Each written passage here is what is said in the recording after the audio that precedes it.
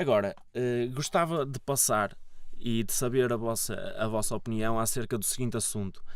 Vocês acham que os mídia mais tradicionais conseguem competir e relacionar-se com aquilo que é agora a social media? João? Eu queria, antes de mais nada, queria só dizer muito rápido que o meu ponto de vista em relação ao último tópico é o seguinte: concordo com o Zé em parte. Aquele acho que era uma frase bastante larga e que tinha muitos sujeitos, e o principal culpado é o advento da internet. E a internet trouxe-nos muitas coisas, mas também, tal como os pais estavam preocupados com os filhos porque passavam demasiado tempo na televisão, ou na nossa geração os pais estavam preocupados que os filhos passavam demasiado tempo no computador, and guess what? Agora toda a gente e os seus pais andam agarrados aos smartphones. Ou seja, se calhar tornou a nossa capacidade de atenção e de procura e análise de informação mais fraca, também porque não estávamos preparados para a forma como a internet surgiu. E diria, pronto, as pessoas começaram a fugir para aí e começaram a ter atenções mais pequenas, e como a maior parte dos jornais precisam de financiar e são empresas, não é? Precisam de se manter, foram para o que o público gosta e tornaram-se mais empresariais em oferecer aquilo que as pessoas querem, em vez de oferecerem aquilo que eles deviam oferecer. E então acho que há dois culpados: primeiro o público, depois as instituições de comunicação social que se seguiram, mas quem nunca pecou que atira a primeira pedra, não é? E agora, em relação à relação dos mídias tradicionais e das redes sociais, eu acho que estes dois não estamos a debater a coisa certa, porque os mídias tradicionais são produtores de notícias e as redes sociais são um meio onde cada vez mais rápido estas notícias são difundidas. Acho que o debate faria mais sentido contrapondo já mídias tradicionais com novos mídias. Achas que isso faz sentido?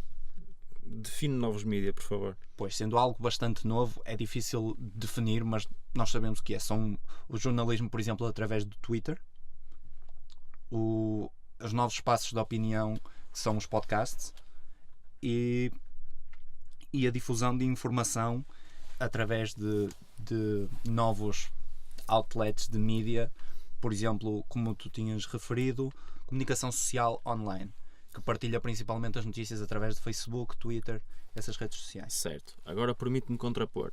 Em que é que um qualquer meio de comunicação social novos mídia, como tu lhe chamaste, que partilhe os seus artigos de forma 240 caracteres no Twitter, sim, é mais válido? Estou a falar para o público, sim, porque de certo traz a tua opinião relativamente a isso e com certeza eu tenho a minha, é mais válida do que uma página pessoal, um blog pessoal criado no Facebook, por exemplo, que fala de opiniões próprias e que, apesar do Facebook, o Twitter e todas as redes sociais serem difusores, neste momento também podem ser considerados criadores. Okay. Uma vez que refere-se a criadores individuais. Exatamente. Ou porque seja, neste momento isso existe. Se é mais válido em que espectro? Espectro do se é verdade. O que te quero perguntar, sim, é qual é a relação, se é que existe, sim, entre a responsabilidade que os mídias tradicionais têm de nos dar informação credível e datada e factual, que se calhar nem sempre acontece, okay, de forma a conseguir contrapor esse tipo de páginas que, por norma, não generalizo, mas por norma, são menos factuais e têm muito menor responsabilidade. Ok, vamos ser específicos. Estamos a falar de sites, por exemplo, noticiasauminuto.com.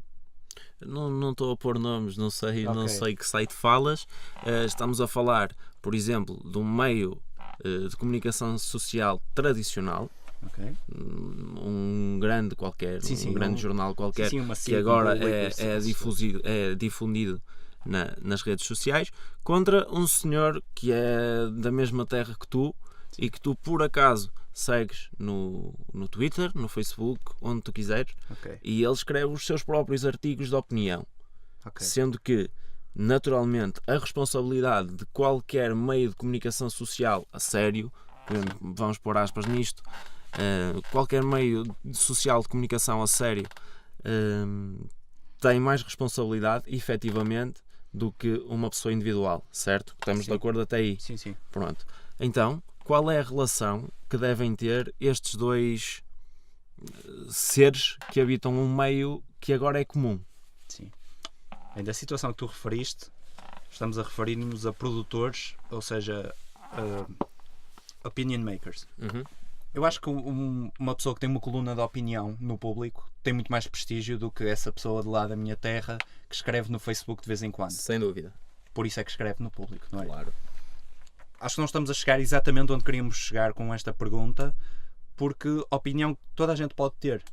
E acho que a única diferença entre a opinião expressa por esse senhor e a opinião expressa por um cronista do público é que o do público ainda, embora não seja jornalista, pode ser um humorista, pode ser um político, pode ser o que tu quiseres, pode ser qualquer profissão e ser cronista se acharem que tens valor, é de facto a tua escrita passar no crivo de um editor. Ou seja, a tua opinião é a tua opinião e deve ser baseada, sim, em factos, mas não sei até que ponto é que um editor pode ou não impedir a impressão de uma coluna por causa de erros de opinião, principalmente porque cronistas são muito bem pagos, são provavelmente as pessoas mais bem pagas que escrevem coisas para essa redação. Pessoal, eu gostava de intervir e estive a ouvir-vos muito atentamente e concordo com muito do que foi dito aqui. E se me permitem, eu vou puxar um pouco atrás a cassete, mas muito rapidamente, só para defender um pouco, só para deixar claro que eu não queria bater assim tanto no público, porque a questão, porque a questão do jornalista, mas eu acho outra coisa. Eu acho é que o que eu estava a dizer da profissionalização do jornalista e de, em Portugal e noutros países ser uma coisa assim relativamente recente, acaba por jogar contra o próprio jornalista. Isto é, o jornalista não... Isto é um processo gradual. Até o jornalista ter autonomia para ser um opinion maker no sentido lato da expressão ainda vai demorar alguns anos. Posto isto, o Miguel estava a falar ainda sobre as pessoas quererem saber e não quererem interpretar. Isso fez-me lembrar um velho debate que está completamente instituído na comunidade académica, que tem a ver sobre o jornalismo de papel vai acabar e se o digital se vai sobrepor, etc. A minha opinião sempre foi a mesma. Eu acho que o jornalismo de papel vai continuar. Porque lá está, porque é tal interpretação. E mesmo que dê algum prejuízo a algum órgão de comunicação social, ele, para mim, não podem abdicar de ter nem que seja um formato, em vez de ser diário, passa a ser semanal, por exemplo. Porque aí sim é que eles estão a fazer serviço público e estão a ter a oportunidade de fazer serviço público. É com tempo é com tempo para analisar o acontecimento e não para noticiar o acontecimento. Isto entronca também no que vocês estavam a dizer, porque a questão da pessoa aleatória ser um opinion maker, o poder escrever a sua opinião, o que o cronista tem que essa pessoa não tem são duas coisas fundamentais, que é conhecimento que lhe foi reconhecido por alguém, por alguma entidade académica, e sobretudo tempo. Tem tempo para pensar naquilo, e tem tempo para fazer aquele artigo, e tem tempo está a ser pago para isso, não é? Está a ser pago para aproveitar o seu tempo para fazer qualquer coisa bem feita. Agora a outra pessoa está um bocado na base do achismo. Essa pessoa pensa e escreve, o que, na minha opinião, joga contra a sua credibilidade, até eu diria. Não é que essa pessoa não possa ter uma opinião, mas se não pensou bem antes de a difundir, na minha opinião está a cometer um erro. E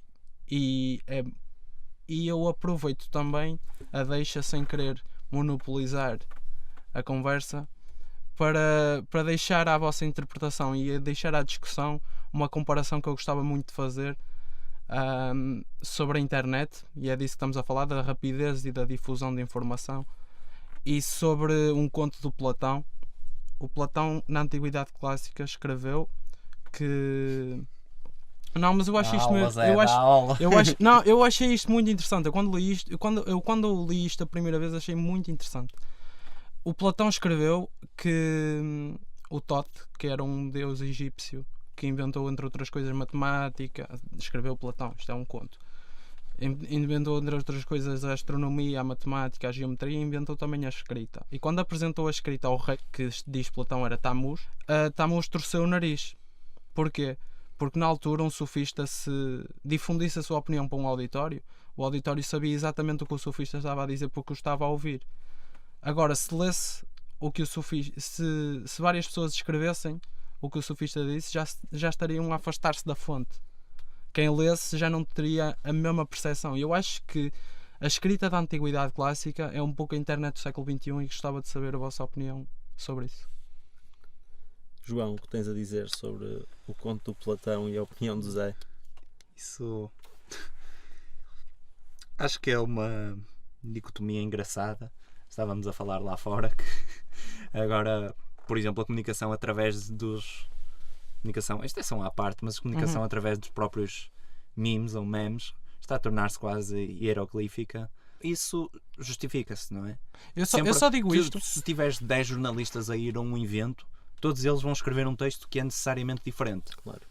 Agora, têm que convergir todos nos mesmos factos do que aconteceu. E é isso que as pessoas devem fazer quando querem confirmar que algo é verdade. Procurar fontes de informação, ver se é fonte de informação, se o meio de comunicação social que se sabe que é de direita e o meio de comunicação social que se sabe que é de esquerda dizem a mesma coisa. Porque se não disserem, alguém teu pé na poça. Exatamente. Esse diagrama de Venn, que na prática é um diagrama de Venn, é muito importante ser feito para conseguirmos perceber exatamente aquilo que é válido. Dando a opinião sobre aquilo que tu acabaste de nos contar, Zé, gostava de dizer que se calhar concordo um bocadinho contigo, uma vez que, pegando numa expressão popular, quem conta um conto acrescenta sempre um ponto. E isso é válido em todos os aspectos. Quanto mais te afastas da fonte, mais diferente será uma história. O telefone estragado. Ou o telefone estragado, exatamente. Quanto mais te afastas da origem, mais diferente vai ser a história que vais ouvir no final.